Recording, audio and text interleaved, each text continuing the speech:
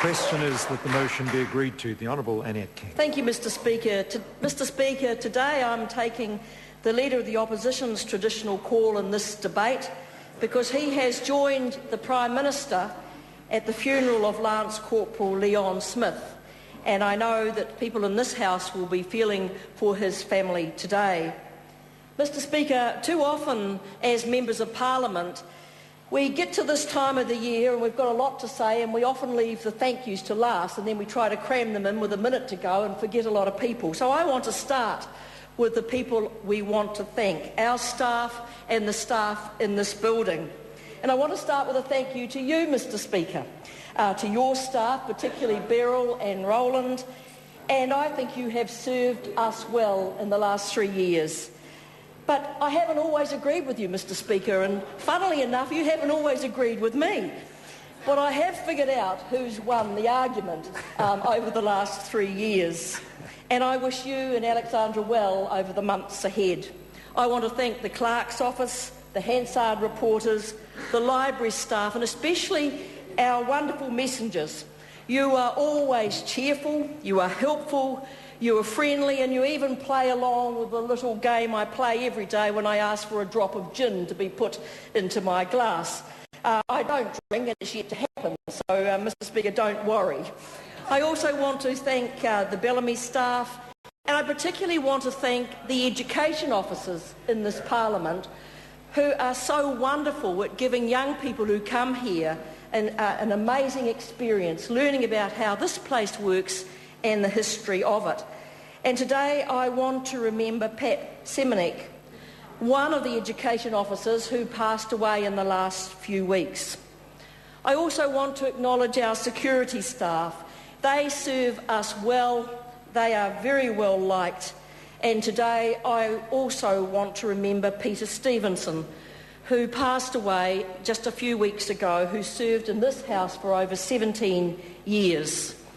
I want to acknowledge the brave security officer who yesterday helped to prevent what could have been a tragedy. He was not only injured himself, but he stopped the person who was attempting to jump from being injured, and probably several of my colleagues who were unaware of what was happening above them. I visited him last night at the emergency department, and I'll have a chat to Tony a little later about how it's working, but I have to say he was still as cheerful as ever. I want to thank our research unit, our policy unit, our media unit and the Leader's Office, and particularly my own staff, Emma and Lloyd.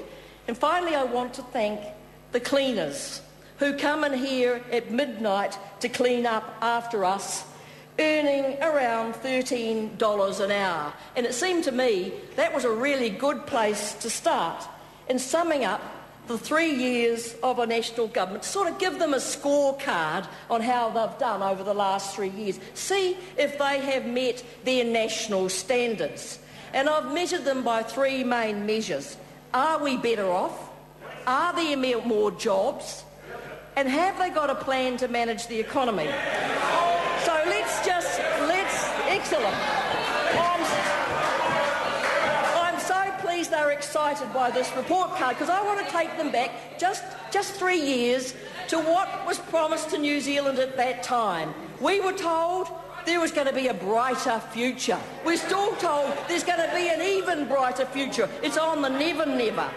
We were told they were going to do everything and give everything that Labor did and more. But wait, particularly the people in Struggle Street. You know, the people that were in Magee and Close, where the Prime Minister, then the Leader of the Opposition, went down, took the hand of little old Hart and got the television cameras and said, these are the people that are going to be better off when we become the government. Well, I have to tell the members' officers who got a bit excited that they have not achieved the national standard on this. And I can tell them why.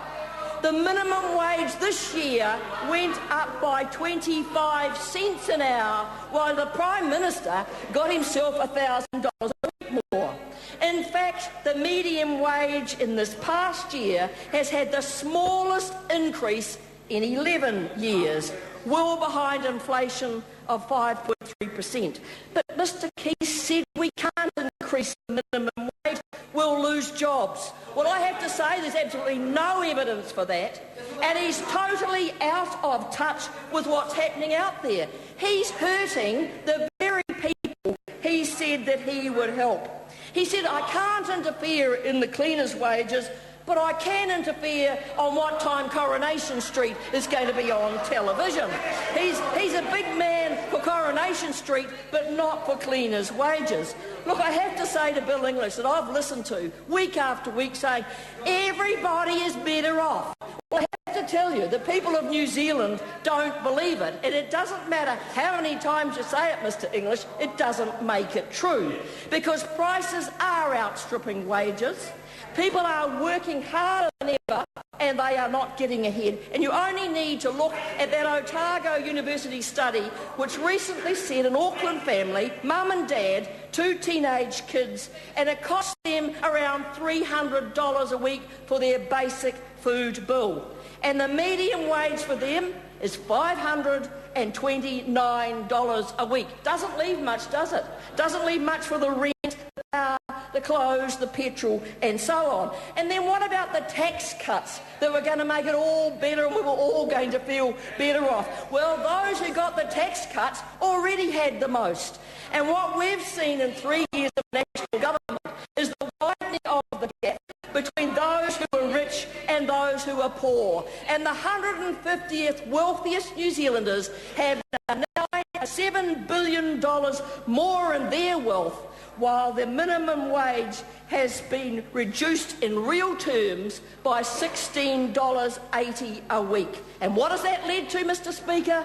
Mr. Speaker, just go and visit the food banks. Just go and visit the Salvation Army. Just go around New Zealand and talk to real people, and you'll see what has happened to so many of them. Have we got more jobs, Mr. Speaker? Well, let's go over that. Let's go over that. In 2010, we were promised 170,000 more jobs. 170,000 more jobs, 2010, and that was after the global financial crisis was over. But we got fewer. And then we were promised 170,000 new jobs in 2011. And that was after the global financial crisis was over, and we got less jobs than we had before. In 1 month, the last month, we have lost 800 jobs. Department of Conservation, Kangaroo Mill, Canterbury Leather, Housing New Zealand, the Warehouse, Wood Processing and Alliance Meat Work. And you know, it reminded me of headlines I saw in the New Zealand Herald in January 1993. It said, "Welcome to Benefitville, coming to your town soon." Well, I have to tell you, Mr. Speaker, it's happening again. Marginalised communities, industries in retreat, lost jobs and lost wages. And all the while, the main benefits have gone up by 21.8% in the 3 years under this national government. This is the brighter future that was promised. And the last one, Mr. Speaker, what about the economy and the plan? Well, I'd leave it up to the rating agencies to give the government the rating on that. 2 downgrades, the first in 13 years. The last time, I think Bill English was there then. That's how much they think of him. And we were told it was so important that we did not have a downgrade. We were told in 2009, 2011, they said it would be disastrous. But now it's happened, it doesn't really matter, and we're going to muddle our way through. They've blamed it on everybody. The global financial crisis, the weather, the earthquakes, the bureaucrats, the beneficiaries never look at themselves in the mirror. I have to say to the National Party, every one of the statistics we have now are under your watch. And it's time you took some responsibility for what is happening out there and what are the results of the policies that you put in place. This government has borrowed $37 billion for no growth.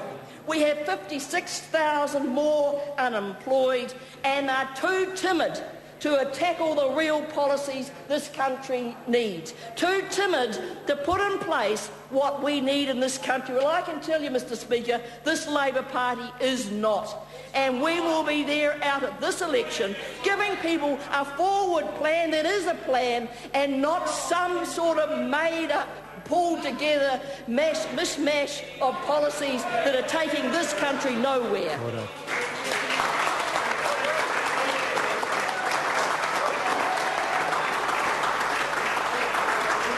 Dr. Russell Norman. Thank you, Mr Speaker.